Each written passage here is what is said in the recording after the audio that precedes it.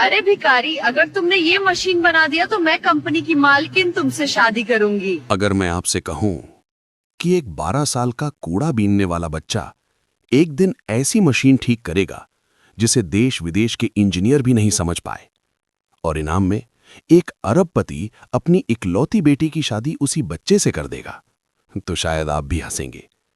लेकिन रुकिए, क्योंकि ये कहानी मजाक नहीं है। ये कहानी है आरव की।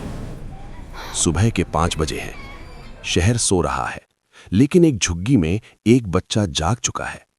नाम आरव, उम्र 12 साल, चेहरा, आंखों के नीचे थकान और आंखों में कुछ अधूरा सा।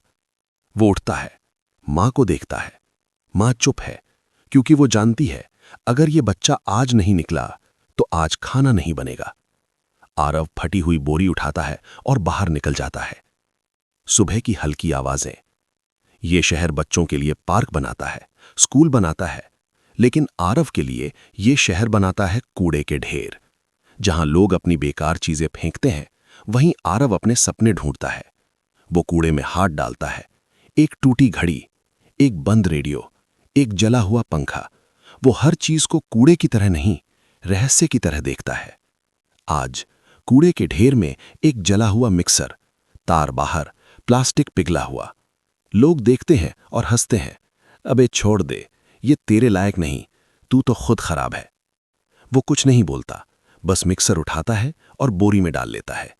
झुग्गी के अंदर एक कमजोर बल्ब। आरव जमीन पर बैठा है, मिक्सर सामने खुला पड़ा है।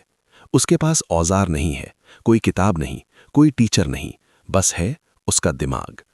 वो एक एक पुर्जा निकालता है, ध्यान से देखता है, जैसे मशीन उससे बात कर रही हो। मां पीछे से पूछती है, बेटा ये सब क्यों करता है, इससे क्या मिलेगा? आरव रुकता है, धीरे से बोलता है, मां, जब ये मशीन ठीक हो सकती है तो हम क्यों नहीं? रात हो जाती है, सब सो जाते हैं। आरव आखिरी तार जोड़ता है, सांस रोकता है, स्विच ऑन। एक पल और फिर मिक्सर चल पड़ता है। आरव की आंखें भर आती हैं, क्योंकि आज उसने सिर्फ एक मशीन नहीं, अपने होने का सबूत ठीक किया है। लेकिन आरव नहीं जानता कि इसी शहर में एक बहुत बड़ी कंपनी है, और वहां एक ऐसी मशीन है जो बंद हो चुकी है, जिसे देश विदेश से आए इंजीनियर ठीक नहीं कर पाए। कांच के गेट, सिक्योरिटी गार्ड, ये है देश की सबसे बड़ी इंडस्ट्रियल कंपनी, और आज यहां सन्नाटा है। न मशीनों की आवाज, न कामगारों की हलचल, क्योंकि फैक्ट्री की सबसे जरूरी मशीन बंद पड़ी है। एक मशीन जो करोड़ों का नुकसान हर घंटे करा रही है। सूट पहने इंजीनियर, लैपटॉप खुले हुए, फाइलें बिखरी हुई। कोई बोल नहीं रहा। एक इंजीनियर धीरे से कहता है, सर, सब ट्राई कर लिया, ये मशीन अब हमारे हाथ से बाहर है। मालिक कहता है अगर ये मशीन नहीं चली तो हजारों लोगों की नौकरी जाएगी। तभी वो पलटकर सबकी तरफ देखता है और वो बात कह देता है जो कोई सोच भी नहीं सकता, जो भी इस मशीन को ठीक करेगा, मैं अपनी बेटी की शादी उसी से कर दूंगा। इंजीनियर एक दूसरे को देखते हैं, कोई हंसता नहीं, क्योंकि ये मजाक नहीं था, ये एक मजबूर पिता की आखिरी उम्मीद थी। बाहर फैक्ट्री के गेट के पास कूड़े का ढेर, और वहीं आरव। आज वो कूड़ा बीनने आया है। वो फैक्ट्री को देखता है, ऊंची इमारत, चलती हुई लाइट्स।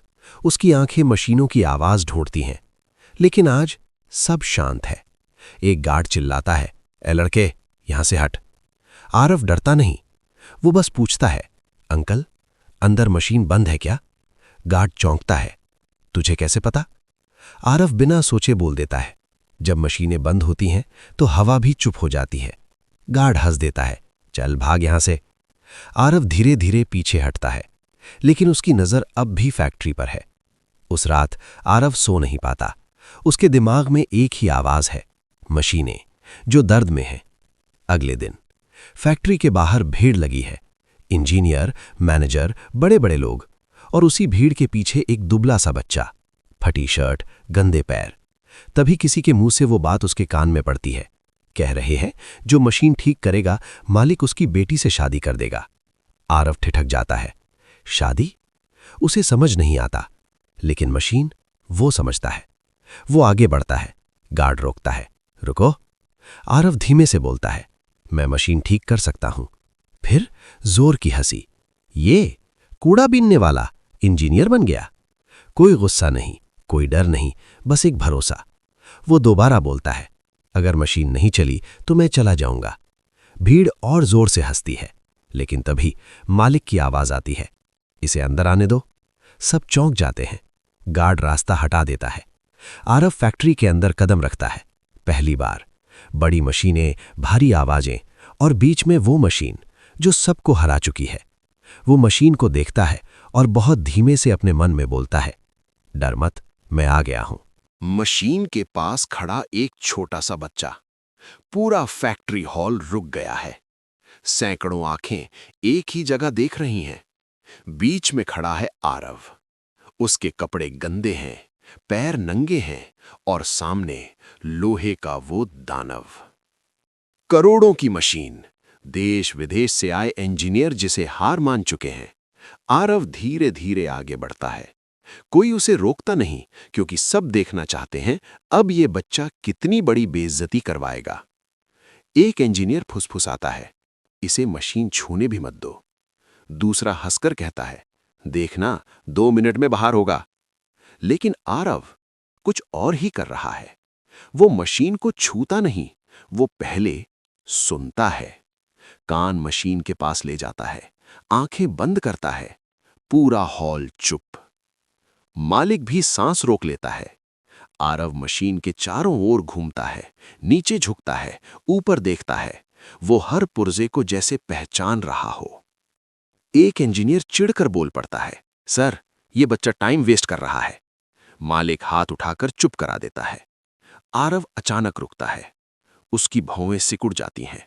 वो धीरे से बोलता है, ये मशीन बीमार नहीं है। सब चौंकते हैं।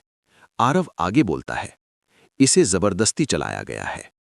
अब हॉल में हलचल। एक सीनियर इंजीनियर आगे आता है। तुझे कैसे पता? वो उसकी तरफ देखता है। डर नहीं, आदर भी नहीं, बस सच्चाई। क्योंकि जब मशीन थकती है तो आवाज बदल जाती है।